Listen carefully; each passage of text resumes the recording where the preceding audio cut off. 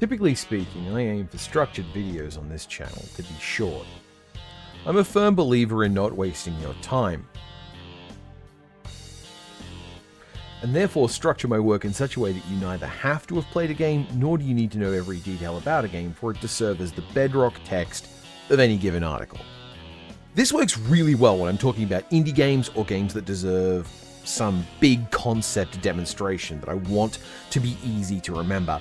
And I never want to be someone creating single 6-hour behemoth videos to try and show you a video game from every possible angle, both replacing your experience of the game and positioning my experience as authoritative. I think it's a little more artful to tell you about a game that changed my life in 20 minutes or less. I think of this as respecting your time. YouTube thinks of this as wasting advertiser access or minimizing content value. Even if I'm very happy with this model for making videos, it runs into problems when I start talking about games that are both a bit obscure and large. If I want to say reference Mass Effect, I can assume that even if you've not played it, you're reasonably familiar with the concepts and aesthetics and can easily access it to learn about it if you want to dig further. It's a bit harder when I want to talk to something 20 years older than Mass Effect, like Star Control. Star Control is a 3-game franchise developed by Toys for Bob, the developers who, in terms of sheer economic success, are probably best known for their other big franchise, Skylanders. The first game in the franchise, Star Control Famous Battles of the Urquan Conflict Volume 4, released in 1990, and even nerds like me who won't shut up about games that require the editing of a config.sys file to run don't talk about it very much. It was a very pure war game with a lot of alien lore design that was mostly there in the manual. In 1992, it got a sequel, Star Control 2, which is the one that deformed a lot of millennial PC gamers' brains. Star Control 2 positioned the player as the captain of a ship arriving at Earth and finding it under a slave dome, and from there, the game unfolded classic exploration game elements, like finding planets with resources necessary to build ships, and repair ships, and design parts of ships, and refuel and upgrade the ships, and adventure elements of going to new planets, talking to the people who lived there, and alternatively learning about the nature of the current of events in a galaxy to solve some grand puzzle, or killing everyone there to death. There is a reason I mentioned Mass Effect. See, I like Star Control 2 a lot. I like it so much that when I do write about it and talk about it, I do so in terms of the vastness of its lore, and I talk about individual factions and events in the narrative, rather than about it as an entire game.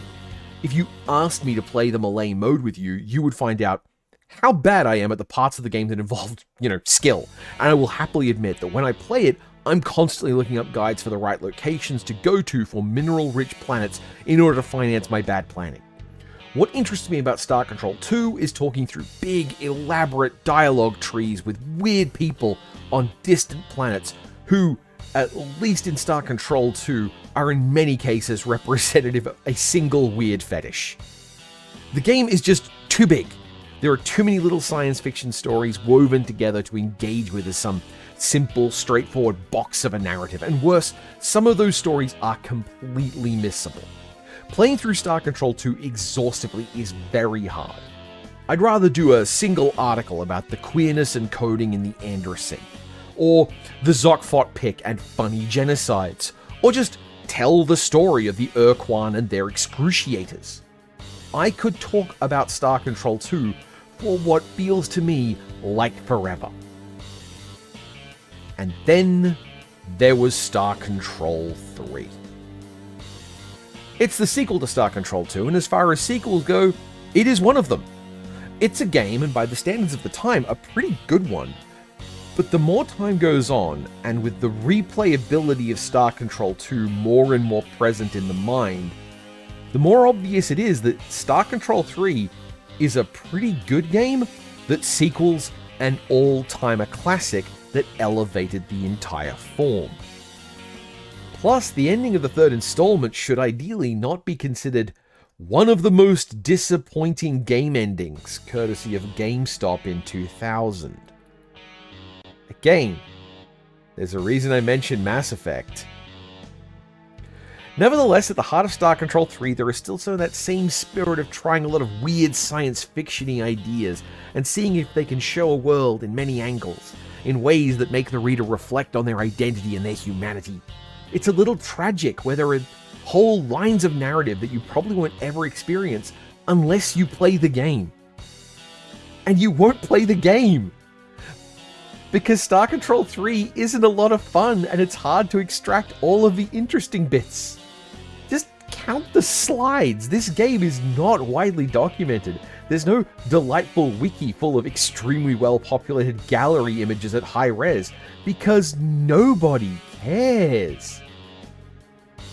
Let me then present to you one of these threads that makes up Star Control 3, where you do an abortion for the good of the galaxy. Content warning. Abortion. The subject kind of sets this one up. It's a sci-fi context of an abortion, but I do call it that, and if thinking about fictional abortions is a painful topic for you, be warned, I'm going to continue using it to describe something when I'm talking about this 90s video game full of angry, badly animated Muppets. First up, the dramatis personae.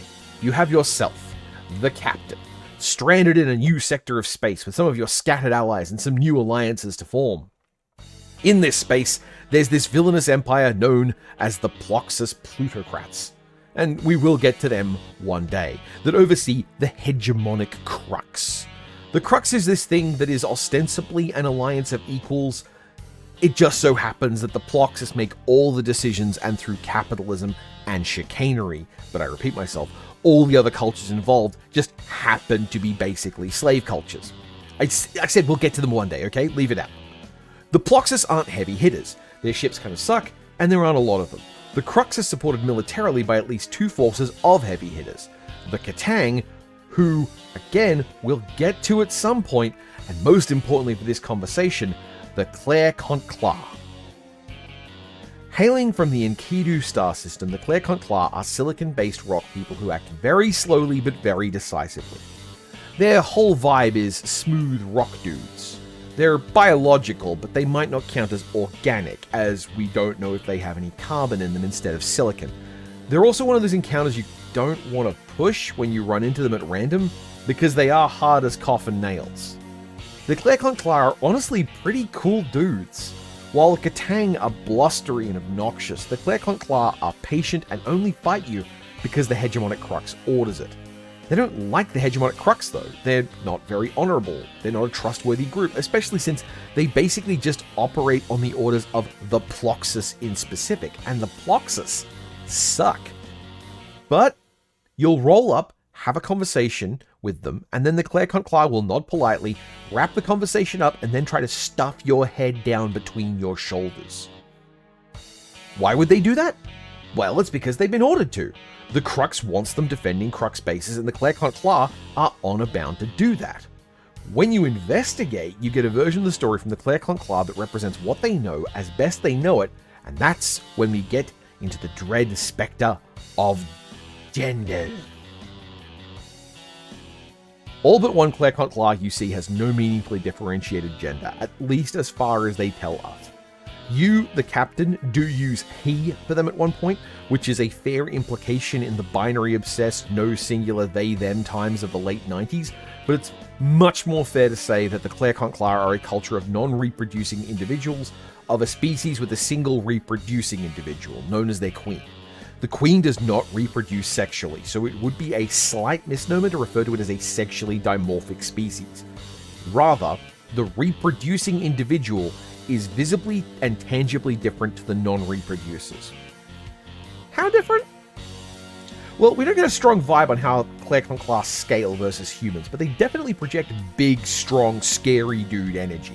Their ships are comparable in size to a human and Chimera ships, so we could probably assume they're on that scale. But let's be generous and say that the Claire-Conclave are about 3 meters tall. The Claire-Conclave Queen is so large that it compares to multiple moons.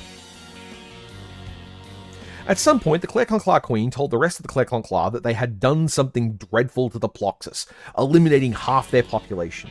Therefore, they were honor-bound to join the Crux and work for the good of the whole hegemony, except, that mostly means the Ploxus. And also, because they had to follow Ploxus' orders, they absolutely could not go to the Queen and check.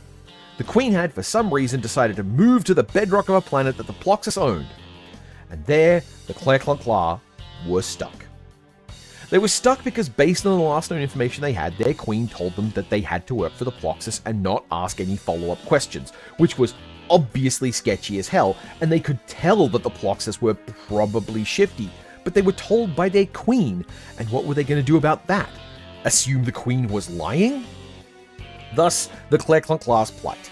They were pretty confident they were screwed, but they couldn't unscrew themselves. Nothing in their society was more important than obedience to the Queen, because after all, the Queen represented the persistence of their entire species, and no matter other concerns, the means to reproduce was fundamental to their entire cultural outlook. How did the Clair reproduce anyway?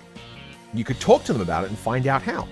The Queen would periodically create a thing called a conch rock, which was made up of millions of tiny flakes of crystal. The conch rock was then taken by the mobile Clair to be placed in a cave where each flake could absorb material from around it, such that each flake could build a whole new Clair. Very importantly, the rock was not the Clair, nor were the individual flakes. Each was much more like one single cell, but because it was such a large collection of them, the conch rock could represent an entire generation of Clair if given time to grow into maturity. You can find these rocks and bring them back to the Clair, and they say thanks, and that's it, and they just move on with their day, but you still have to fight them. It's strange, though, that they make a point of just how important these conch rocks are to them. In fact, the one great unforgivable sin of their culture is destroying a conch rock. If someone destroys a conch rock, the entire Clair culture is obligated to hunt that person down and make them pay for their crime, no matter what would stop them. Do you see it yet? Do you? Yeah. You get a conch rock, and you make sure you're on comms with the Clair and in front of them, you destroy the conch rock. And then the entire fleet of the Clair starts chasing you down. And you can get caught by them and get rinsed. You can fly off to the prison of their Queen with them in tow. The Clair have to choose between obeying their honor or obeying their honor, so they force quit cultural norms and keep chasing you, crossing the boundary, keeping them from their Queen, and then the Queen interrupts the whole affair. The Clair see the Queen pinned to the rock of a strange world, and then there's some communication, and now there's a new set of priorities. They talk to the Queen and learn that the Queen was kidnapped and imprisoned, and the message about a debt was a lie by the Ploxus to control them. Your destruction of a conch rock is suddenly extremely small potatoes, especially since the Queen can produce more again, and the Clair priorities turn towards crushing the Ploxus. This is obviously a really dumb sci-fi version of a much more real story. A story in which someone gets mad at an abortion provider and attacks them, but in the process learns their reasons and sees that it's fundamentally about the liberation of the person who needed the abortion. And maybe it'd have been great if you could talk to the Queen about this beforehand, or it could have been the Queen's idea as the person whose reproductive cells were getting cleared out in order to enable liberation. But it's a cool story, right? It's told entirely through dialogue boxes with two different puppets, and one of them is a very unexpressive rock man. The other is a mushroom that just kind of hates you. You don't talk to the Queen, you don't have a heroic fight, not really, you just fly to a location and have a canned encounter with some Ploxus guards. No cutscene, no special dialogue, nothing much from the Clair. Still, I appreciate this story for at least taking a big swing at an idea, and it's not hard to see how the idea that lay in Star Control 3, when smashed apart and reconstructed in a new form like a digital Kinder Egg, could serve as the root of the Mass Effect story of the Krogan. And it's a different story, it's very different. A lot of the Krogan narrative is centered on feelings of impotence of the men, and how one might address the ethics of having committed an act of genocide, rather than the Clair's reliance on a reproducer who needs for their liberation assistance in asserting reproductive control. I'll never recommend Star Control 3, but I'll always be happy to tell its stories.